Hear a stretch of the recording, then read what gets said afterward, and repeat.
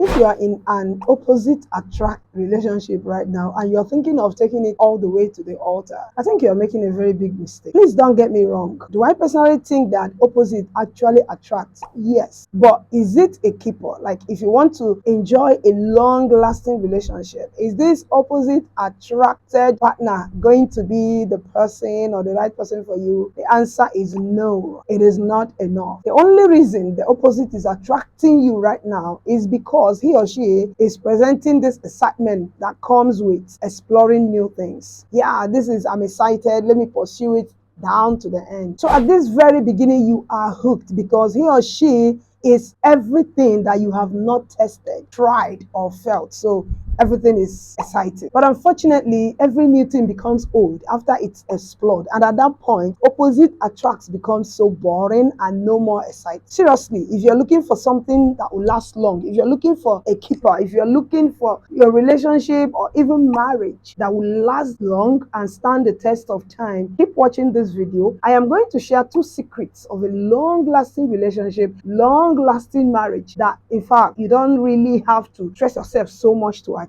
Welcome back to Glodikany TV. If you've not subscribed to our channel, please do so and make sure you share these videos. Even if you don't need them, there's someone out there who needs them. So make sure you share them and like this video, okay? Hit the notification bell so that whenever we drop our new videos, you'll be the first to watch it. In Amos chapter 3, verse 3, the Bible said something interesting. It says, can two work together unless they agree? And the big answer is no, they cannot work together unless there is a form of agreement. Now, if you guys are opposite of each other, where is the agreement going to come from? We are not talking about a fleeting relationship here. We're not talking about acquaintance. We are talking about something that will last long and stand the test of time. So if there's no form of agreement between 2 of you, how are you guys going to work together? This is bringing me now to the crux of the matter. Any lasting relationship doesn't rely on attraction. This opposite attracting. It relies on shared goal and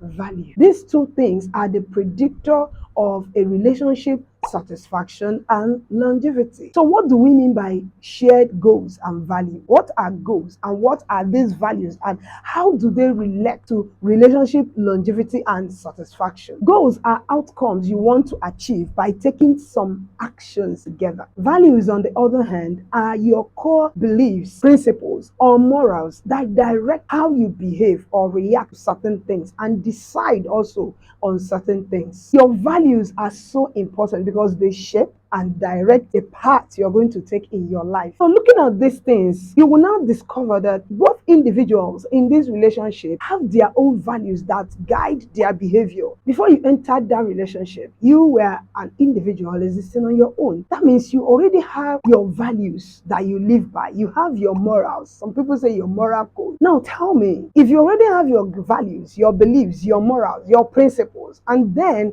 you enter into a relationship with someone who already has his or hers too, and these values don't align, there is no agreement between them, how are you going to live long with this person? Now, if I keep talking about value system here, it's going to sound somehow far-fetched. Let me bring it down to you. For instance, we are in a relationship. My partner is someone who accept this idea of open relationship, but I do not accept this open relationship. What does it mean? That's the morals, that's his values. He doesn't see anything wrong with it, but I see that it is totally wrong. Like, it can't fly with me at all. In summary, your partner accepts cheating. To him, there's nothing wrong with it, but you don't. I mean, that's his value, and you have your own value which says no to cheating. How are you going to marry this relationship together? Like, if you complain that he's cheating on you, he will tell you, I don't have any issue with having an open relationship, and you don't, in fact, you can't accept it. How is this gonna work? Like, how are you going to do it? Let me tell you, even if you pretend for the meantime, maybe because of what you're getting out of the relationship, before you know it, you're going to grow so bitter in that relationship. So you see, even though opposites attracted both of of you, your values are not aligned. You could not believe in the same thing. Your principles, your moral code, and everything are so different. How is it going to work? At that point, you see, that opposite attract, it's not going to be useful at all. Now, let me tell you a typical example of goals that maybe happened to me personally. I had this crush then when I was not married, and I admired him a lot and everything. One day we got to talk, and he told me that his goal is to get married and go to one remote village like that and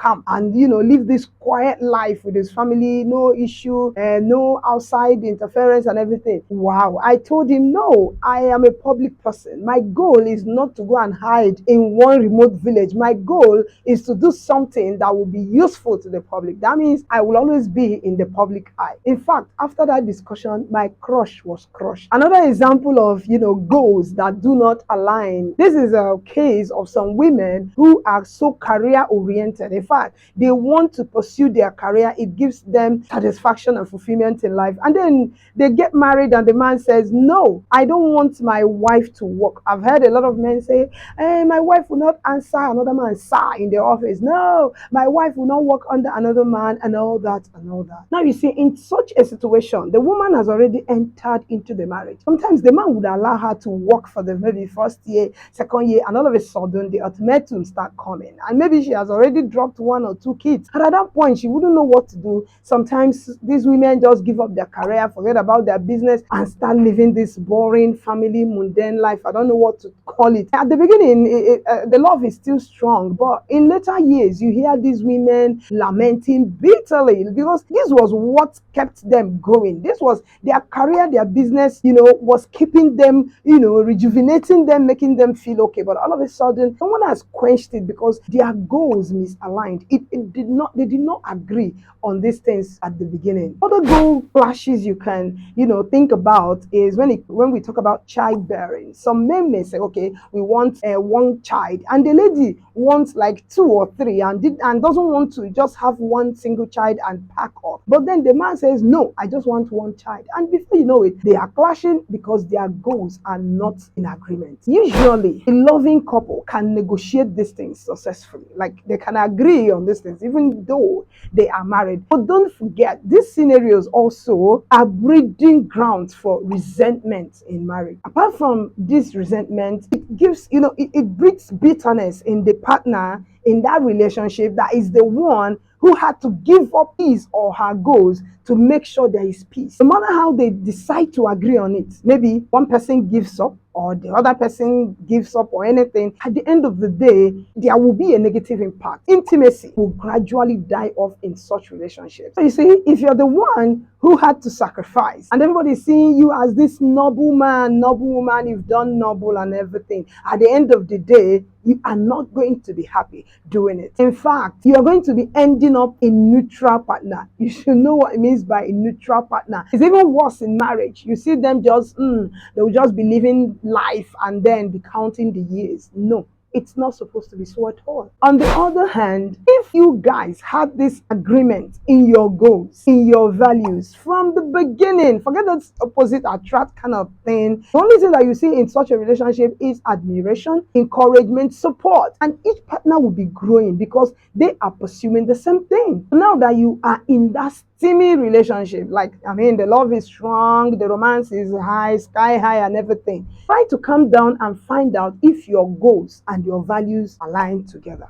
Please don't forget, your goals and your values are the core elements that will influence or affect your day-to-day decisions. And remember, any relationship, whether just dating, courting, or marriage, there has to be a day-to-day, activity involved that involves both of you. Your goals and your values will direct these activities. Apart from directing these activities, they are going to influence your decision making. It's going to be a tug of war. How would there be love? How would love and peace be fostered in such a relationship where there is a constant tug of war? So please calm down first and discover if you guys have shared goals and values. No matter what you do, don't forget the decisions you guys take or make together will determine the direction of your relationship. Is either it will take you guys closer together, more closer, or it will drive you people further apart from each other. Even though the opposite attracted you, you will not even remember what attracted you to that person in the first place. So even if you are the man now or you are the woman in that relationship, make sure that you've discovered if there is any form of agreement. Remember what Amos 3:3 said. It said, "And two work together unless they agree." These values and these goals has to be in agreement so that friction will be less in that relationship. And that's the only way you can foster long-lasting love that will stand the test of time. All right. I'll be seeing you in my next video. Don't forget to subscribe, share, and like this video.